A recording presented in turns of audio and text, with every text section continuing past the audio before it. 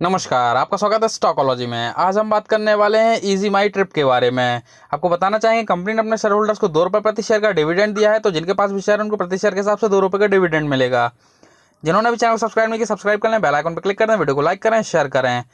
तो अब हम देख लेते हैं रिजल्ट्स को। ये आपके सामने जो रिजल्ट हैं वो कंसोलिडेटेड हैं, जो आंकड़े हैं वो मिलियंस में हैं।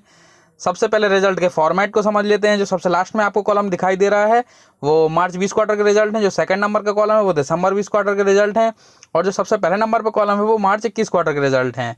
बात कर लेते हैं टोटल इनकम की। तो मार्च क्वार्टर 20 में इनकम थी 403 मिलियन, जो कि दिसंबर 20 में हो गई 471 मिलियन, और मार्च 21 क्वार्टर में हो गई है 692 मिलियन।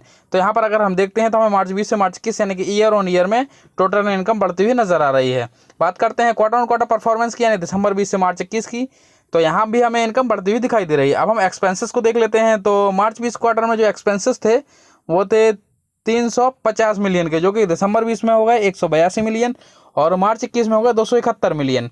तो यहाँ पर अगर हम देखते हैं ईयर ऑन ईयर में एक्सपेंसेस को, तो वो हमें घटते हुए दिखाई दे रहे हैं।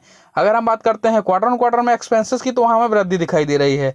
तो ईयर ऑन ईयर में अगर हम देखें तो हमें इनकम बढ़ती हुई दिखाई दे रही है, और एक्सपेंसेस जो है वो हमें घटते हुए दिखाई दे रहे हैं। तो काफ़ी अच्छा इनकम और एक्सपेंसेस हैं, क्योंकि इनकम बढ़ी है और खर्चे कम हुए हैं, तो ये काफ़ी अच्छा है।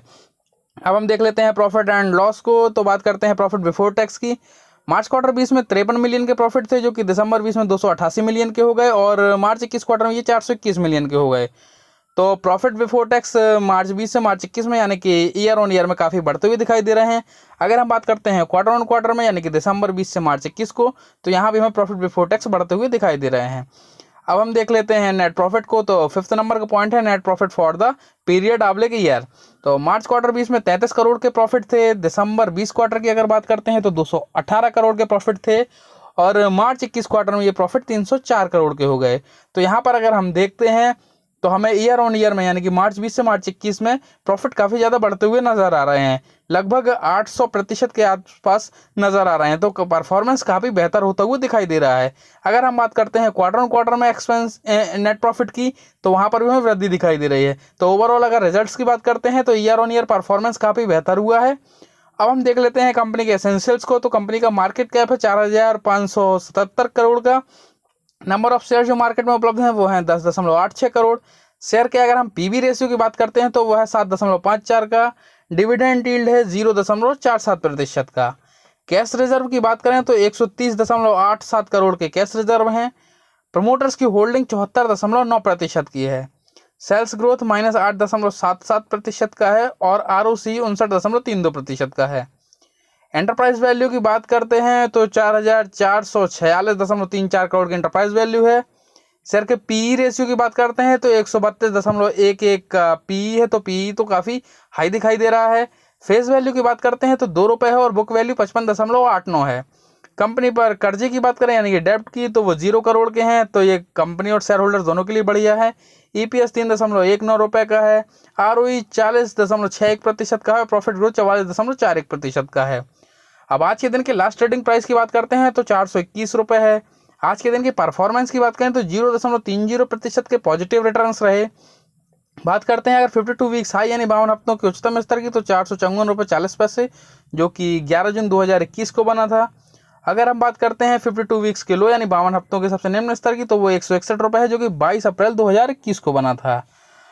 अब हम देख लेते हैं डिलीवरेबल क्वांटिटी का प्रतिशत कि कितने प्रतिशत की आज के दिन में डिलीवरी उठाई गई है, तो वह 28.73%। तो डिलीवरेबल क्वांटिटी का प्रतिशत भी काफ़ी अच्छा नज़र आ रहा है। अब हम पिछले 4 वर्षों की परफॉर्मेंस को देखते हैं तो 2017 में कंपनी का रेवेन्यू था 108 करोड़ का, जो कि 2018 में हो गया 136 करोड़, 2019 में हो गया 151 करोड़, और 2020 में हो गया 181 करोड़। तो यहाँ पर अगर हम देखते हैं तो हमें रेवेन्यू लगातार बढ़ते हुए दिखाई दे रहे हैं। बात करते हैं हम प्रॉफिट की, तो 2017 में 20 करोड़ के प्रॉफिट थे। 2018 में ये 0.04 करोड़ के हो गए, यानी कि बहुत घट गए। 2019 में इसमें काफ़ी ज़्यादा वृद्धि हुई और 23.99 करोड़ के प्रॉफिट हुए, और 2020 में ये 32.98 करोड़ के हो गए। तो यहाँ पर अगर हम देखें तो हमें 17 से 18 में तो प्रॉफिट काफ़ी ज़्यादा घटते हुए नज़र आ रहे हैं, लेकिन 18 से 19 में प्रॉफिट बढ़े हैं, और प्रॉफिट जो है 19 से 20 में जो है उसमें अभी हमें वृद्धि होती हुई दिखाई दे रही है। शेयर होल्डिंग पैटर्न को देख लेते हैं। तो चूंकि कंपनी अभी नई लिस्टेड हुई है, मार्केट में नई अभी आई है, तो इसमें जो हमें जो डेटा दिख रहा है वो मार्च 21 का ही दिख रहा है। प्रमोटर्स की होल्डिंग है 74.90% की। FIIs की होल्डिंग 4.15% का है। DIIs की होल्डिंग जो है वो 11.04% का है। और अगर हम बात करते हैं पब्लिक की होल्डिंग की तो वो है 9.92%। तो यहाँ पर अगर हम शेयर होल्डिंग पैटर्न को देखते हैं तो वो भी हमें काफ़ी अच्छा नज़र आ रहा है, क्योंकि यहाँ पर प्रमोटर्स की होल्डिंग्स जो नियमानुसार होनी चाहिए वो वही है, और DIIs FIIs भी इसमें हैं। और अगर ओवरऑल रिजल्ट्स को देखते हैं तो रिजल्ट हमें काफ़ी बेहतर नज़र आ रहे हैं, प्रॉफिट काफ़ी अच्छे नज़र आ रहे हैं। धन्यवाद।